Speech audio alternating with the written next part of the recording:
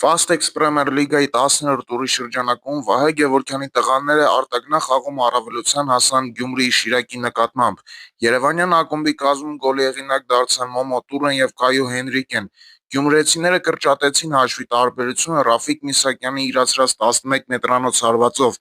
Չարենցավանի Վանը հաղթեց Արտակ Օսյանի Փյունիկին 2-1 հաշվով։ Չարենցավանյան ակումբի կազմում արդյունավետ գործողությամբ աչքի ընկան Պետրոս Աֆաջանյանը և Դանիել Ռոդրիգեսը։ Հայաստանի 16-ակի չեմպիոնի կազմում գոլի հեղինակ դարձավ 29-ամյա կամերոնցի արձակվող Մարիուս Նուբիսին։